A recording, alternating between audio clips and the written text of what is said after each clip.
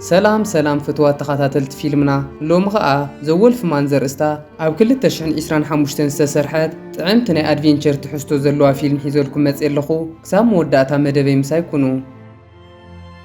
فيلمنا او امريكا زركب حدا عبي ጫካ እንዳርኤትና ትጅምር ኣብዚ ጫካ ግሬድ ሌቨል ዝተባሃለ ሰብኣይ ምስ ወዱ ብምዃን ይነብሩ ነይሮም እቲ ከባቢ ካብ ከተማ ኣዝዩ ዝረሓቐ ስለ ዝኾነ ክልቲኦም ምስ ካሊእ ሰብ ከይተራኸቡ ሕጉሳት ኮይኖም ይነብሩ ነይሮም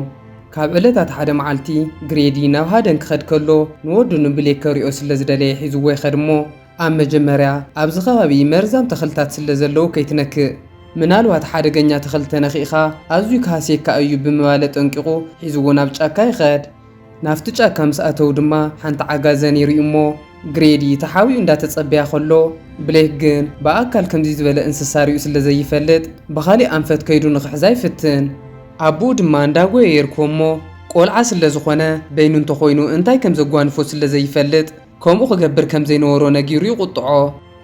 ድሕሪ ንእሽተይ ጻኒሒት ድማ ሓደ ፍልይ ዝበለ ድምፂ ክሰምዑ ይጅምር እሞ ናይ መፍርሒ እንስሳ ርጋጽ ናብኦም እንዳቐረበ ክኸይድ ከሎ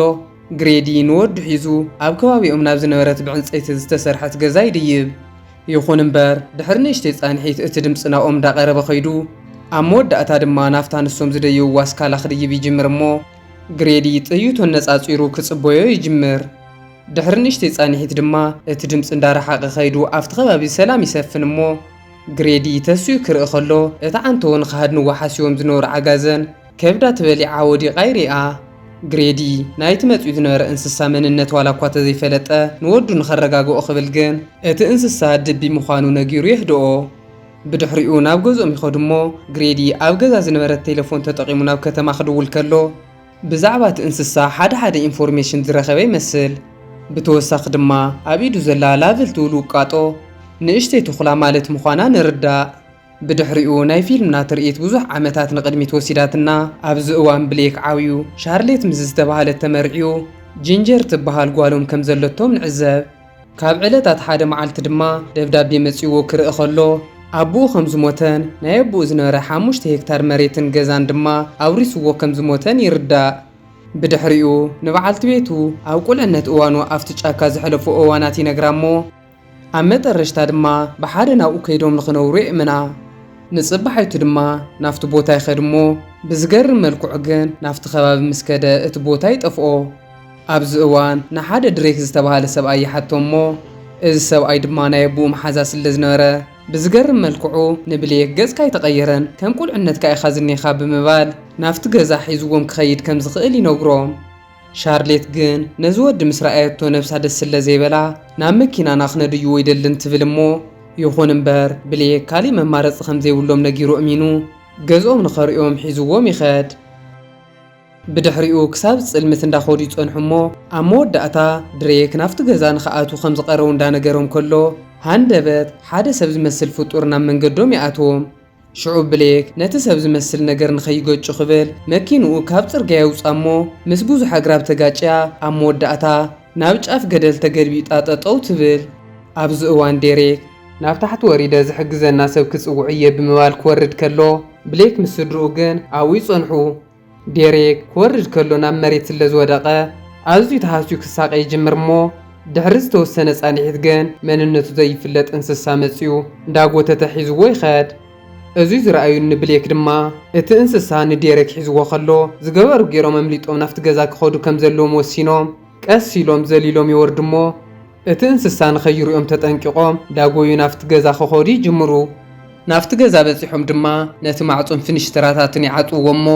እቲ ገዛ ጸልማት ስለ ዝኾነ ኣብ ውሽጢ ዝነበረት ጀነሬተር ተጠቒሙ ናይቲ ገዛ ኣምፑላት የብርህን ብድሕሪኡ ድማ ንጓሉ ከህዳኣን ከድቅሳን ስለ ዝደለየ ኣጆኺ እቲ እንስሳ ናብዙይ ክመጸእ ይኽእልን እንተመጺኡ እውን ዝገበርኩ ገይረ ክቆትሎ እየ ብምባል ኣረጋጊኡ ንኽትድቅስ ይገብራ ብሌክ ኣብቲ ገዛ ዘሎ ኣቑሑት ክፍትሽ ከሎ ድማ እታ ኣቦኡ ዝጥቀመላ ዝነበረ ናይ ሳተላይት ቴሌፎን ይረኽባ ወሲኹ እውን ኣብ ደገ ደው ኢላ ናይ ትርከብ መኪና ቁልፊ ይረክብ እሞ ናፍታ ቴሌፎን ተመሊሱ ክድውል ክፍትን ከሎ ምስ ናቱ ፍሪኩንሲ ዝራኸብ መስመር ስለ ዝሰኣነ ተስፋ ቆሪጹ የቕምጣ በታ ሓደ ኣንፈት ድማ ኣዝዩ ሕማቕ ጨና ስለ ዝጨነዎ ናብኡ ይኸይድ እሞ ከፊቱ ክሪኦ ከሎ ዝደረቐ ስጋ ምዃኑ የስተብህል ሽዑ ብሌክ ካፍቲ ስጋና ኣፉ እትዩ ክጥዕም ይጅምር እሞ ብዝገርም መልክዑ ብዘይ ቃንዛ ሓንቲ ስኑ ትጎርፍ። በዚ ሰንቢዶም ከለው ድማ ሻርሌት ኣጥያ ክትሪኦ ትጅምር እሞ ኢዱ ከም ዝተሃሰየን ክዳኑ ደም ብደም ከም ዝኾነን ትርኢ።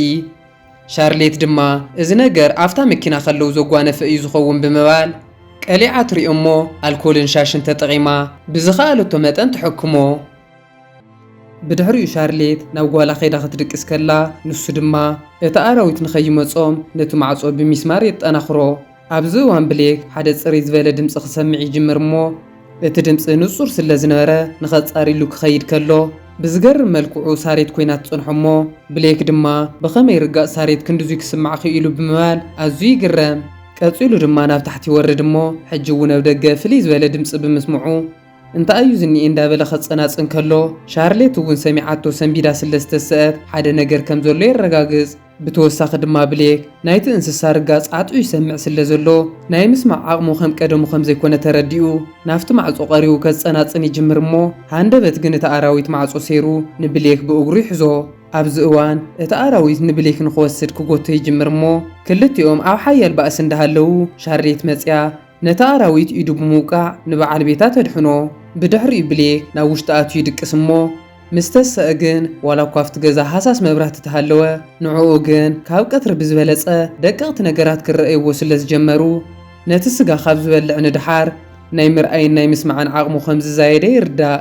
ድሬክ ተሲኡ ኣብቲ ገዛ ዘሎ ኩሉ ነገር እንዳረኣየ ከሎ ድማ በዓልቲ ቤቱ ሻርሌት በታ ናይ ሳተላይት ቴሌፎን ተጠቒማ ምስ ሰባት እንዳተዘራረበት ይሰምዕ እሞ ብዝገርም መልክዑ ሕጂ ድማ ብምንታይ ዓይነት ቋንቋ ትዛረብ ከም ዘላ ጠፊእዎ። ቋንቋኡ እውን ካብ ናይ ደቂ ሰባት ከም ዝተፈለየ ይፈልጥ።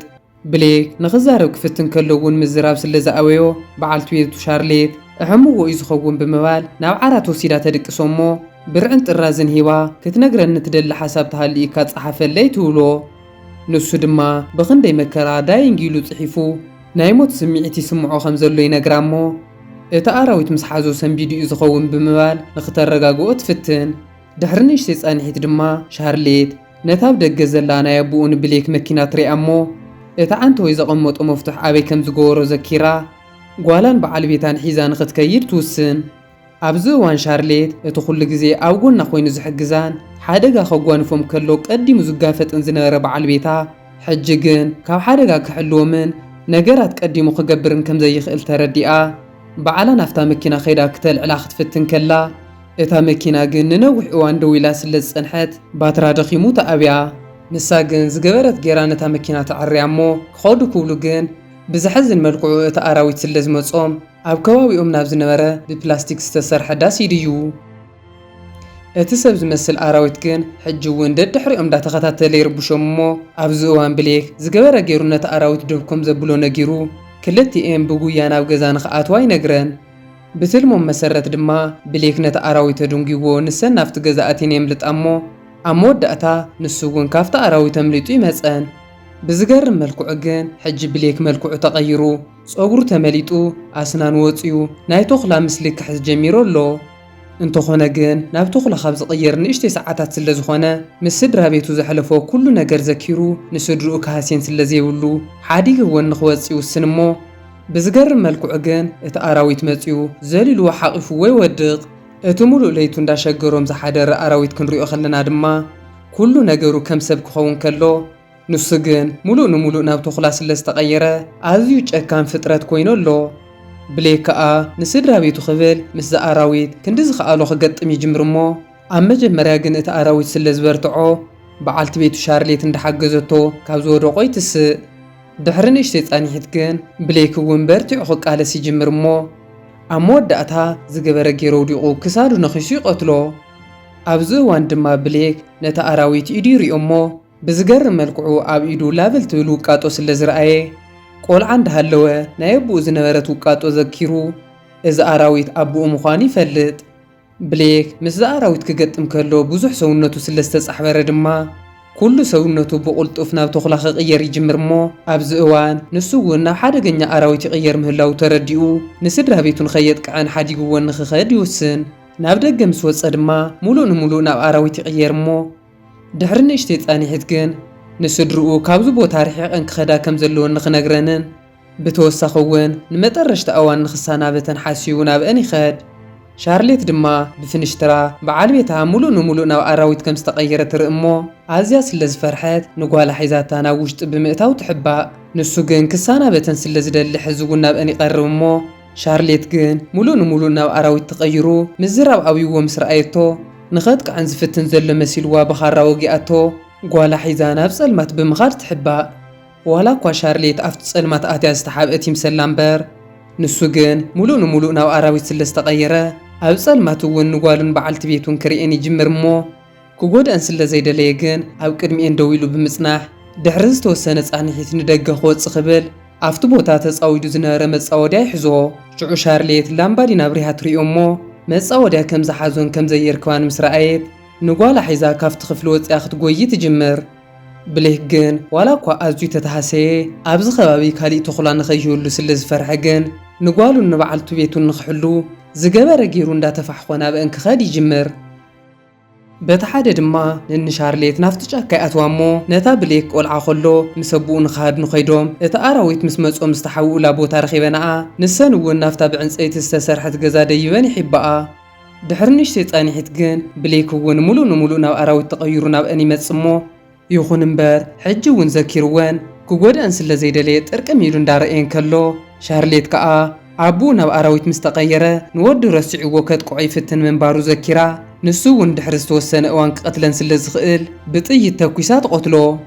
ኣብ ናይ ፊልምና ናይ መጠረሽታ ትርኢት ድማ እቲ ናይ ኣቡኡ ንብሌክ ዝነበረ መሬትን ገዛን ናይ ሻርሌትን ጓላን ይኸውን እሞ ናብ ሓደ ደስ በሃሊ ቦታ ወፅን ተፈጥራዊ ነገራት ዳጠመታ ዳርኣና ፊልምና ትውዳእ ፍትዋት ተኸታተልቲ ፊልምና ነዛ ፊልም ከመይ ርኢኹማ እንተፈቲኹማ ላይክ ሓደሽቲ ተኾንኩም ድማ ሳብስክራይብ ብምግባር ነታ ናይ ደወል ምልክት ምጥዋእ ከይትርስዑ ዘለኩም ሓሳብ ርእቶ ኣብ ናይ ኮመንት ቦታ ቅምጡለይ ኣብ ቀጻሊ ብኻሊእ ፊልም ክሳብ ንራኸብ ሰናይ ኩኑለይ